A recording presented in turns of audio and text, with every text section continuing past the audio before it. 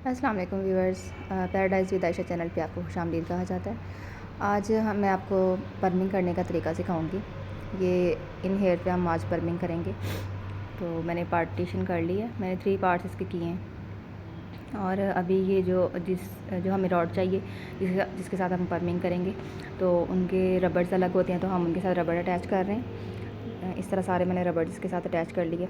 तो आप अपनी मर्ज़ी के जो है वो रॉड्स ले सकते हैं। आपको मोटे जो है वो पर्मिंग चाहिए, या मतलब लूज़ वेव चाहिए, या बहुत टाइट पर्म चाहिए बालों में, तो उस तरह के आप रॉड्स अपनी मर्ज़ी से ले सकते हैं। तो मैं प्रोडक्ट जो है वो टेंडर टच की यूज़ कर रही हूँ। वैसे क्यूने में भी पर्मिंग आती है, लेकिन क्यूने की पर्मिंग शॉर्ट थी, तो मैंने इसलिए टेंडर टच की जो है ना वो ले ली है। तो एहतियातन मैंने 2 किट्स मंगवाई थी इसकी। तो इस तरह से अभी मैंने स्टार्ट की है इसकी लगानी। तो शुरू से हम लोग वीडियो बनाना भूल गए थे, तो इस वजह से मैंने सेंटर से स्टार्ट किया। तो जो है वो इस तरह से ये प्रोडक्ट जो प्रोडक्ट है ना, उसे मैंने लेके तो इसके ऊपर लगा देना, जो पर्मिंग लोशन होता है ना उसे। तो इस तरह से लगाते जाना है, और रोड जो है वो बिल्कुल टाइट करके बंद करना है। जहाँ तक हमारा एंड हो सकता है बालों का, वहाँ तक ला के हमने इनको करना है। ये मैं दोबारा से आपको इसका लगाने का तरीका बता रही हूँ कि मैंने एक कॉटन लिया है और बाउल में जो है ना वो उतनी प्रोडक्ट निकाली है जितनी मुझे ज़रूरत है। प्रोडक्ट को लेके तो मैंने इस तरह से बालों पे लगा के, तो ये बटर पेपर इसके साथ भी मिलता है और अलग भी हम ले सकते हैं अगर इसमें कम हो। तो इस तरह से बटर पेपर जो है वो काट के इसके छोटे छोटे पीसेस बना लेते हैं, और इसके अंदर रॉड रख के आपने इस तरीके से, तो इस तरह से फ़ोल्डिंग करते जाना है, और टाइट फ़ोल्डिंग करनी है, बिल्कुल लूज़ नहीं होनी चाहिए। अगर लूज़ होगी तो फिर वो आपका उस तरह से पर्म जो है ना स्टे नहीं करेगा, कहीं से लूज़ होगा और कहीं से टाइट होगा। तो इस तरह से बिल्कुल आपने जहाँ तक आपका हेयर टाइट जाता है रॉड के साथ, वहाँ तक आपने इनको रोल करते जाना है।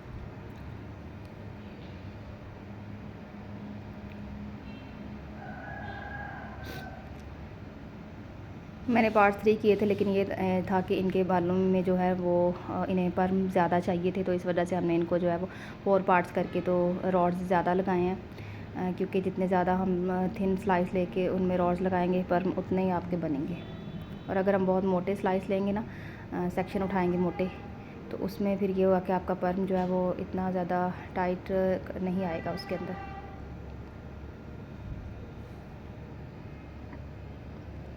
जितना आप बारीक स्लाइस लेके, बारीक सेक्शन लेके तो आप उसको लगाएंगी, तो उतना ही आपका जो है वो रिज़ल्ट भी अच्छा आएगा।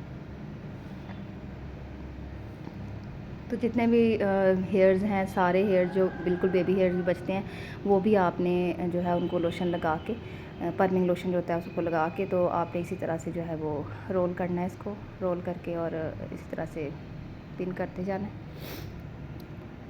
पर्मिंग जो होती है वो इसलिए होती है कि आपके बालों में अगर वॉल्यूम जो है वो कम हो, तो उसको जो है वो वॉल्यूम बढ़ाने के लिए जो है पर्मिंग की जाती है।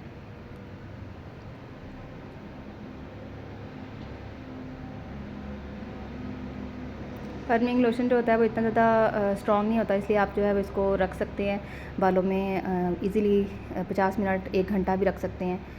तो क्योंकि ये इतना स्ट्रॉन्ग केमिकल नहीं बनाया होता, जिस तरह रिबॉन्डिंग क्रीम स्ट्रेटनिंग जब हम करते हैं उसका प्रोडक्ट जो होता है पहला वो स्ट्रॉन्ग होता है, उसको उसमें हमें बार बार चेक करना होता है कि कहीं से बाल ख़राब तो नहीं हो रहा।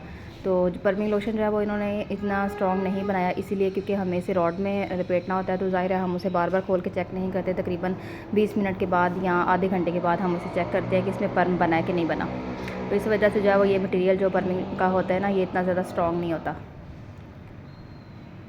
तो इसमें यह है कि हमने एक दफ़ा रॉड लगा दी है ना, तो इनको जब हमारा काम ख़त्म हो जाएगा बिल्कुल पूरा, तो फिर हम इन रॉड्स को जो है वो रिमूव करेंगे बिल्कुल लास्ट पे। तब तक हमें जो सेकंड है वो भी हमें इसी के ऊपर ही लगाना है, इन रॉड्स के ऊपर। तो इस तरह से ये देखिए, ये सारे रॉड्स हमने लगा दिए हुए हैं। लास्ट है हमारे पास ये थोड़े से बाल बचे हैं, बिल्कुल 3-4 रॉड्स के लिए। ये देखिए इतने से बाल हैं, इसमें भी हमारे तकरीबन 3-4 रोल जो है ना वो लग जाएंगे।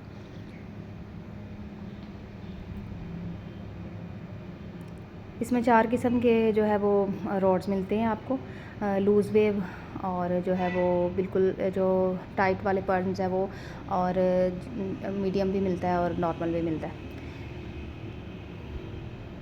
वो आपने क्लाइंट से पहले पूरी हिस्ट्री लेनी है कि आपको किस तरह के पम्प चाहिए बालों में, तो उस तरह के आपने रोड जो है अपने लेकर आने हैं और उसके साथ उनका काम करना है। तो वैसे हमारे पास तकरीबन जो है वो मीडियम, नॉर्मल और टाइट कट वाला जो है ना, वो वाले हमारे पास रॉड्स अवेलेबल होने चाहिए।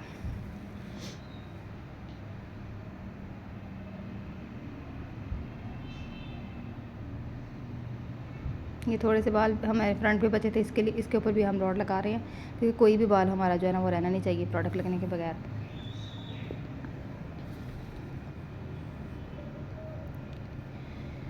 ये सारे जो हेड के ऊपर जितने भी ये रॉड्स लगे हैं ना, इनकी तादाद जो है वो 48 थी।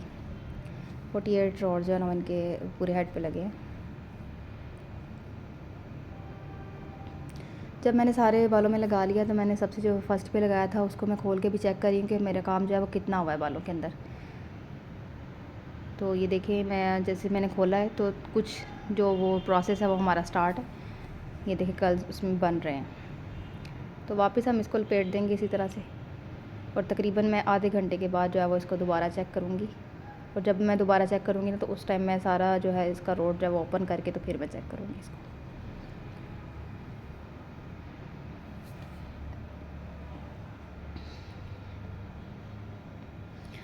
ये मैंने आधे घंटे के बाद इसको दोबारा चेक किया है, और ये देखें अब पहले की निस्बत जो है वो अभी सही हमारे बालों में जो शाइन आ रही है ना, इससे हमें पता चल रहा है कि हमारी प्रोडक्ट ने जो है ना वो काम अपना सही तरीके से अंजाम दे रही है। लेकिन हमें थोड़े से टाइट कर्ल्स करने हैं इसके बालों में, तो मैं थोड़ा सा और वेट करूँगी। और आपने सिर्फ एक ही रॉड नहीं खोल के चेक करना, आपने सेंटर से भी चेक करना है और आपने लास्ट वाला भी रॉड चेक करना है। ये देखें, इस तरह से पर्म्स बन रहे हैं। इस प्रोडक्ट को लगा के आपने छोड़ देना है, कोई इनको आपने जो है वो हवा नहीं देनी इसके साथ, ड्रायर के साथ ड्राई नहीं करना इसको। जैसे इसको लगा के तो तकरीबन मैंने इनके हेयर पे जो है वो 1 घंटा 10 मिनट रखा था इनको। और ये देखिए, जो सबसे लास्ट पे हमने लगाया था ना, उसमें अभी जो है वो इतना ज़्यादा रिज़ल्ट नहीं आया, क्योंकि ज़ाहिर है जब हम प्रोसेस लगाना स्टार्ट करते हैं तो उसमें और एंड वाले लगाते लगाते बहुत टाइम हो जाता है। तो मैंने जो है वो पूरा 1 घंटा 10 मिनट इस प्रोडक्ट को रखा था, और मैंने उसके बाद जो है वो इनको नीम गर्म पानी से जो है इनका रिमूव किया था सारा जो बालों में हमने पर्म लोशन लगाया था। एक चीज़ आपने याद रखनी है कि इसको गुनगुने पानी से आपने वॉश करना है, और जो है वो इसके अंदर से पूरी आपने प्रोडक्ट निकालनी है, यहाँ तक कि एक एक रॉड पकड़ के आपने उसको बालों को जो है वो फिंगर के साथ लाइट से जिस तरह से हम स्किन को टच करते हैं, इस तरह से करते हुए जो है वो सारा लोशन इसमें से रिमूव करना है। इसमें यही प्रोसेस है जिस तरह से हम रिबॉन्डिंग क्रीम में लगाते हैं एक क्रीम, तो उसमें से हम सारी क्रीम अच्छी तरह से निकालते हैं ना, इसमें से सारा आपने लोशन अच्छी तरह से निकाल देना है। निकालने के बाद जो है वो आपने इसी तरह से टॉवल से रख के ना इनको तो बिठाना है कोई 10 मिनट, ड्राई नहीं करना। तकरीबन इनके टॉवल जो है ना वो इनका सारा पानी जो है वो जज़्ब कर जाएगा। तो उसके बाद जो है वो आपने क्लाइंट को इसी तरह से एप्रन लगाना है। वैसे तो जो है नेक पे लगाने के लिए कप सा मिलता है सारे राउंड जो है वो नेक के, लेकिन अवेलेबल नहीं था मार्केट में, तो इस वजह से मैंने वो नहीं ख़रीदा। उस तरह से ये होता है कि क्लाइंट के जो गर्दन वगैरह पे ये प्रोडक्ट नहीं जाता, तो हमने क्या किया था कि हमने बाद में इसके नीचे टॉवल रख दिया था। तो ये मैं सेकंड ले रही हूँ न्यूट्रलाइज़र, तो उसको मैं एक एक रॉड पे अच्छी तरह से लगा रही हूँ। पर्म लोशन की निस्बत जो है वो हमारा न्यूट्रलाइज़र जो है वो ज़्यादा लगता है, क्योंकि हमें इसको नोज़ल के साथ जो है वो अच्छे तरीके से ऊपर नीचे करके सारे लगाना होता है, और जब हम लगा रहे होते हैं तो वो नीचे भी गिरता है। तो इसलिए मैंने इनको बार बार सारे अप्लाई करके बार बार इनके जो है वो एक एक रॉड्स के ऊपर दोबारा से अप्लाई किया था, मतलब डबल एप्लीकेशन की थी। कोई बाल रहना नहीं चाहिए, क्योंकि अगर जो है वो कम लग जाए तो फिर नुकसान होता है, ज़ाहिर है हमारी मेहनत ज़ाया जाती है। और अगर मैं अच्छा से लगा रही हूँ इसको, तो हमारी मेहनत ज़ाया नहीं जाएगी और बहुत अच्छे से इसमें पर्म जो है वो क्रिएट हो जाएंगे। और इस लोशन को जब ये जो न्यूट्रलाइज़र है ना, इसको रखते हैं तब तक जब तक आपके बालों में बिल्कुल शाइन आ जाए। जिस तरह से हम रिबॉन्डिंग करते हैं तो आफ्टर शाइन आती है ना स्ट्रेटनिंग के, तो इस तरह से शाइन जब आ जाएगा बालों में तकरीबन आधा घंटा 25 मिनट के बाद, फिर हम इनको वॉश करेंगे।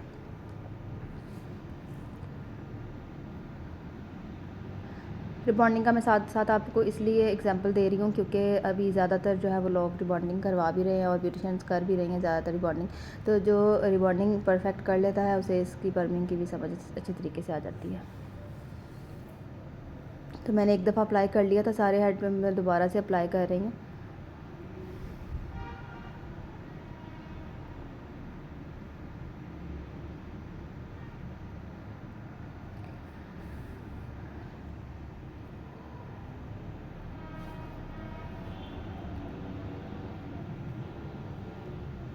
इस तरह से सारे मैंने इनको अप्लाई किया है और जो है वो साथ साथ हम टिश्यू से साफ़ कर रहे हैं इनकी नेक, क्योंकि मैंने आपको बताया था कि पर्मिंग जो लोशन होता है वो स्किप भी करता है क्योंकि बाल हमने 100% ड्राई नहीं किए होते।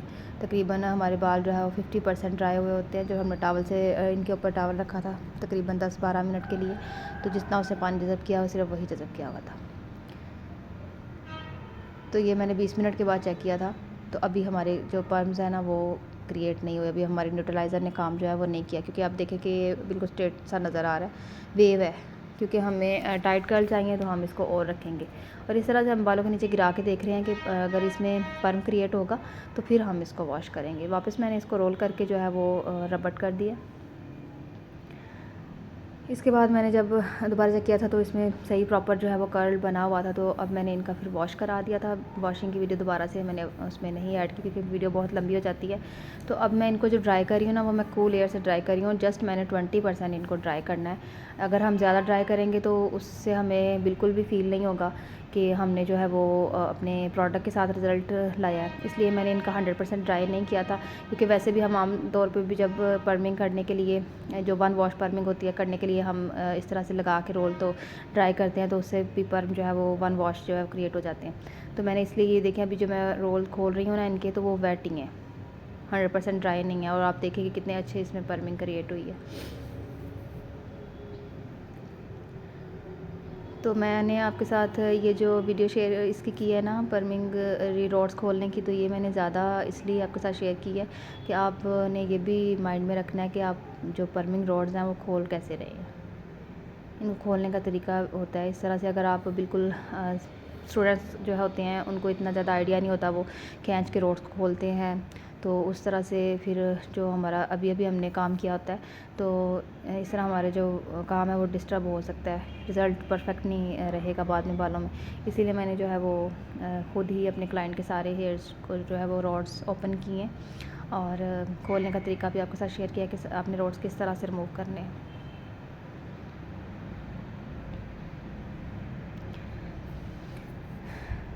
रिबॉन्डिंग की जो आफ्टर केयर होती है वो थोड़ी इजी होती है, उसके लिए इतना ज़्यादा कोई इशू नहीं होता। लेकिन ये जो पर्मिंग की जो आफ्टर केयर 3 डेज़ केयर होती है, इसको आपने बिल्कुल बहुत एहतियात से रखना होता है। अगर आप इसको सोते वक्त भी इस तरह से पीछे लेके लेटते हैं, बालों को अपने नीचे लेके लेटते हैं, तो वो क्या होता है कि जब आप करवट लेते हैं सोते वक्त, तो बाल जो है वो नीचे आपके आके बॉडी के नीचे आके वो मसलते हैं और आपके पर्म जो है ना वो डिस्टर्ब होते हैं। तो इस वजह से इनको बहुत एहतियात की ज़रूरत होती है। आप जब सोएं तो आप जो बाल है वो सेंटर से आगे करके सोएं इस तरह से कि पर्म जो है ना वो आपके डिस्टर्ब ना हो। 3 डेज़ आपने इसी तरह इनको पर्म्स को क्रिएट ही रखना है।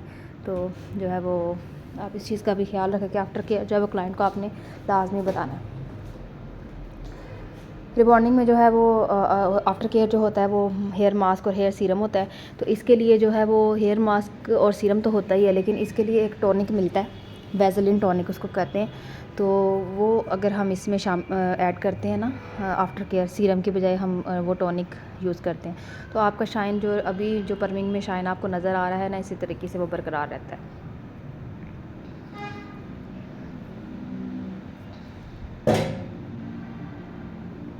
जिस वक्त आपने इनको 3rd डे बताना है अपने क्लाइंट को कि जस्ट आपने जब 3rd डे जो 72 आवर्स के बाद वॉश करना है अपने हेयर को, तो जब ये मास्क लगाएंगी तो उस टाइम क्या होगा कि ज़ाहिर है मास्क लगा रहे हैं तो अगर बाल वो सीधे होते हैं मास्क लगाने से, क्योंकि बाल स्मूथ हो जाता है ना, सीधे हो जाते हैं ना, तो उसमें परेशान होने की ज़रूरत नहीं होती। आप जब बालों को मास्क लगाते हैं उसके बाद वॉश करते हैं तो आपने उनको सब बालों को इकट्ठा करके उसका बाउंस बनाना है हाथों में लेके, और उसको आपने टॉप एरिया पे जो क्राउन एरिया होता है वहाँ पे आपने उनको होल्ड कर देना है। और बस ऊपर ऐसे जैसे टावल हम रैप करते हैं इस तरह से टावल रैप कर देना है। इसमें आपने क्लाइंट को ये भी बताना है कि कोई आपने बालों में कंघी नहीं करनी, कोई अल्फ़ा कॉम्ब नहीं करनी, जस्ट इसको वॉश करना है हेयर्स को। और वॉश करने के बाद जो है वो आपने इनको जो अगर कॉम्ब करेंगे तो आपका कल जो है वो डिस्टर्ब होंगे, रिमूव होंगे। तो कॉम्ब नहीं करनी होती, जस्ट ऐसे ही आपने शैम्पू करना है, मास्क लगाना है और वो जो वैसलीन टॉनिक बताया मैंने आपको वो लगाना है। उसी से ये आपके जो शाइन अभी आ रहा है ना, ये देखें इसमें से जो स्कैल्प नज़र आ रहा है ना, वो इसलिए नज़र आ रहा है क्योंकि हमने इनके बालों में कॉम्ब नहीं करना। जो रॉड्स हमने लगाए थे वो पार्टीशन इसमें से नज़र आ रही होगी आपको अभी भी। तो ये फाइनल रिज़ल्ट है हमारा परमिंग का, और ये जो है आफ्टर वॉश का रिज़ल्ट है। और चैनल को लाजमी सब्सक्राइब किया करें और ताकि आपको वीडियो जो है नेक्स्ट आपको नोटिफिकेशन पहुँचे। अल्लाह हाफ़िज़।